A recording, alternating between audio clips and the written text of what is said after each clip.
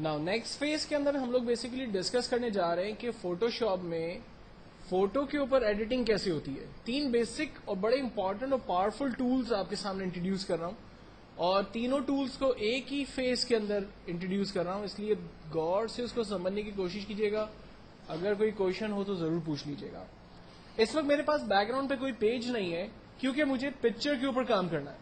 तो पिक्चर को ओपन करने के 2 तरीके। पहला तरीका तो ये है कि ये जो बैकग्राउंड ग्रे रंग का एरिया है उस पर कहीं भी आप डबल क्लिक करें तो आप माय पिक्चर के फोल्डर पे लोकेटेड एरिया में आप चले जाते हैं और यहां से आप अपनी मर्जी के फोल्डर तक जहां आपने पिक्चर्स रखी हैं वहां तक आप जाइए और अपनी पिक्चर को सिलेक्ट करें। वो पिक्चर आपकी स्क्रीन पर ओपन हो जाएगी। ये एक सिंपल और आसान तरीका।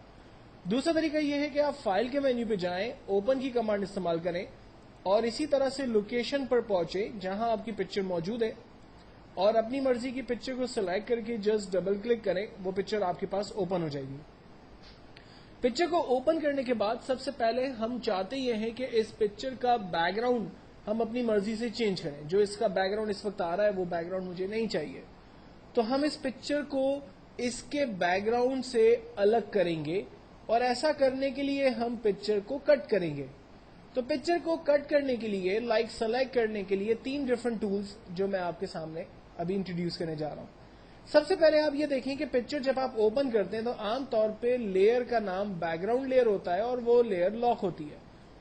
हम कोशिश करते हैं कि बैकग्राउंड लेयर पे काम ना करें ताकि हमारी ओरिजिनल पिक्चर के ऊपर कोई भी चेंजिंग्स ना हो। हम इस पिक्चर की राइट क्लिक करके डुप्लीकेट बनाते हैं, ओके करते हैं और ओरिजिनल पिक्चर की लेयर को ऑफ कर देते हैं। अब जो पिक्चर मेरे पास आ रही है वो ओरिजिनल पिक्चर की डुप्लीकेट आ रही है जिस पर मैं काम करने जा रहा हूं। हम लोग चलते हैं इस वक्त पिक्चर को सेलेक्ट करने के लिए। सिलेक्शन के लिए हमारे पास 3 डिफरेंट टूल्स मौजूद हैं।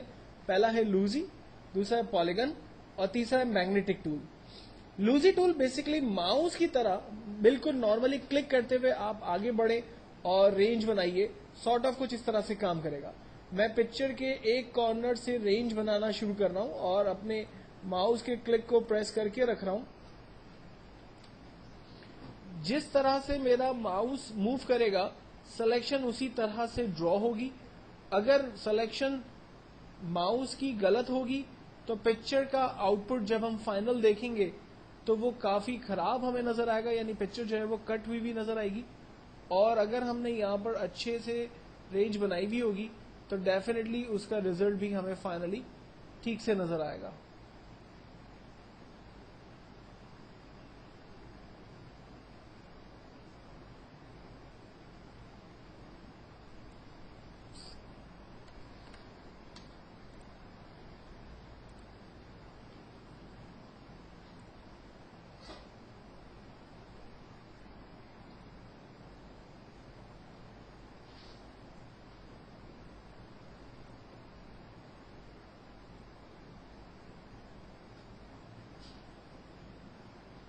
मैं थोड़ा सा क्विक रेंज बनाने की कोशिश कर रहा हूं।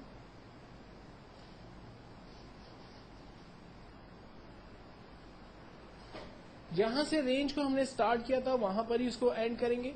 फाइनली इस पिक्चर की कंप्लीट रेंज बना दी।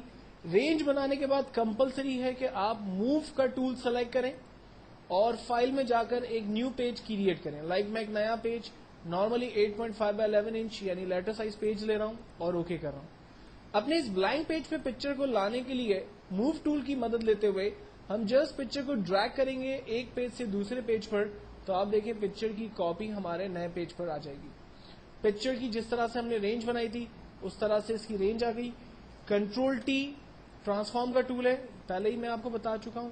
इसकी मदद लेते हुए हम पिक्चर की साइज को बड़ा कर सकते हैं। आप देखें पिक्चर की सिलेक्शन में हमने कुछ मिस्टेक्स की थी। जूम टूल लेकर पिक्चर की साइज को बड़ा करते हैं और इसको बेहतर तौर पर समझने की कोशिश करते हैं। यहां पर देखें पिक्चर की सिलेक्शन जो है वो रॉन्ग हुई है, जिसकी वजह से इसके जो फाइनल इफेक्ट्स हैं या फाइनल रिजल्ट है वो ठीक से नहीं आ रहे हैं। एनीवेज हम पिक्चर के दूसरे टूल्स की तरफ चलते हैं।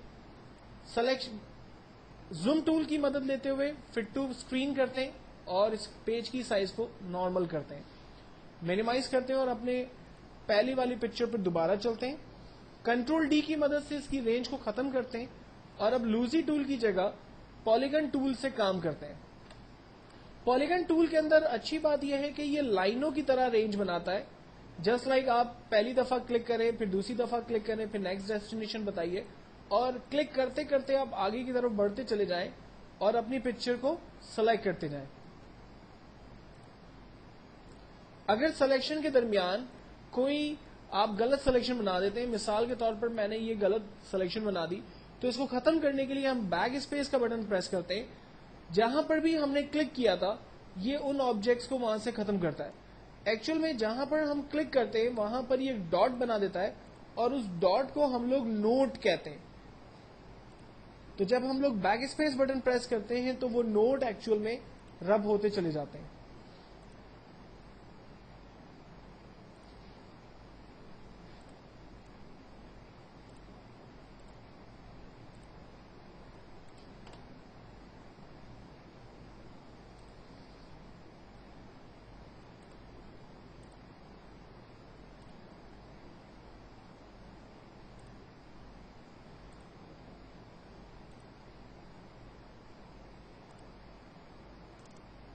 ना मैंने जहां से रेंज स्टार्ट की थी वहीं पर इसको एंड किया, एरो का टूल सेलेक्ट किया, पेज को रीस्टोर करते हैं, जो ब्लैंक पेज हमने मिनिमाइज किया हुआ था उसी को दोबारा ओपन करते हैं और अपनी इस लेयर को टेम्परेरी तौर पर हाइड कर देते हैं। अपने ओरिजिनल पिक्चर को ड्रैग करते हैं ब्लैंक पेज के ऊपर। आप देखें न्यू लेयर इसने क्रिएट कर दी, और अब जो लेयर इसने क्रिएट की पिक्चर के लिए, ट्रांसफॉर्म का टूल लेकर पिक्चर की साइज को बड़ा करते हैं और अब इसको बेहतर तौर पर देखने की कोशिश करते हैं। जूम टूल दोबारा सेलेक्ट करते हैं और आप देखेंगे जो सिलेक्शन पहले रॉन्ग बनी थी अब वो ज्यादा बेहतर तौर पे हमारे सामने बनकर आई है। तो इसका मतलब यह है कि एक्चुअल में जब आप पॉलीगन टूल की मदद से रेंज बनाते हैं तो वो रेंज ज्यादा बेहतर तौर पे बनती है। जबकि थर्ड टूल की तरफ हम चलते हैं, अपनी ओरिजिनल पिक्चर पे वापस आते हैं, कंट्रोल डी सेलेक्ट किया इसको। थर्ड टूल हमारे पास है मैग्नेटिक टूल। मैग्नेटिक टूल के अंदर सबसे अच्छी बात यह है कि ये आपकी इमेज की आउटलाइन की खुद से रेंज बनाता है। लाइक मैंने इसका स्टार्ट पॉइंट बताया और मैं बगैर क्लिक किए इसकी आउटलाइन के ऊपर से स्लोली मूव कर रहा हूं। आप देखेंगे ये रेंज खुद ब खुद बना रहा है, मुझे कुछ कहीं क्लिक करने की जरूरत नहीं है। लेकिन इसका यह मतलब भी नहीं है कि आप क्लिक नहीं कर सकते।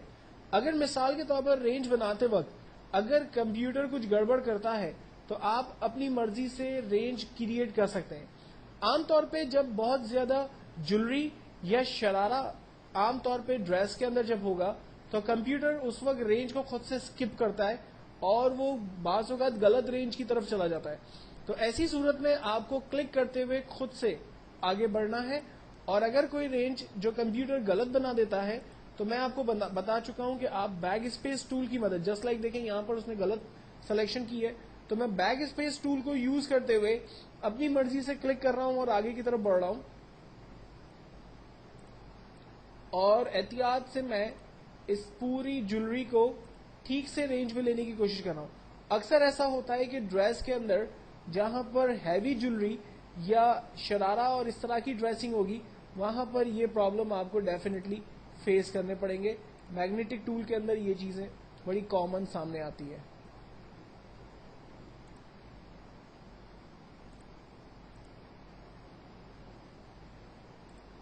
अगर इस पिक्चर की जगह कोई ऐसी पिक्चर होती कि जो पैंट शर्ट शलवार कमीज हो, like this type of picture होती, तो उसकी रेंज बहुत ज्यादा अच्छे तरीके से और आसानी से बन जाती।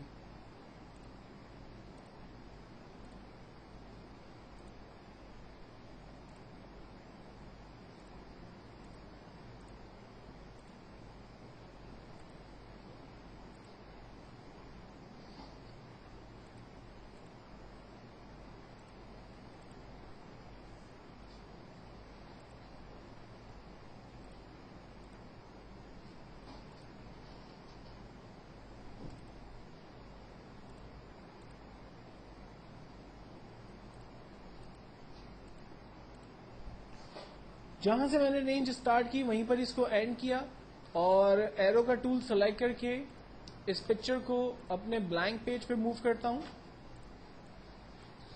ये देखें, अब चूंकि कॉर्नर्स इसके ठीक नहीं है सिलेक्शन में, तो मैं इस पिक्चर को पेज के बाहर से रखते हुए इसकी रेंज बनाता हूं। राइट, और ये सिलेक्शन हमारे सामने है। तो 3 डिफरेंट टूल्स मैंने आपके सामने इंट्रोड्यूस किए और इन तीनों के आपको कॉन्सेप्ट्स मैंने बताए। पिक्चर की सिलेक्शन इस वक्त बहुत अच्छे से नहीं भी है, इसमें फिनिशिंग नहीं है इसकी सिलेक्शन के वक्त।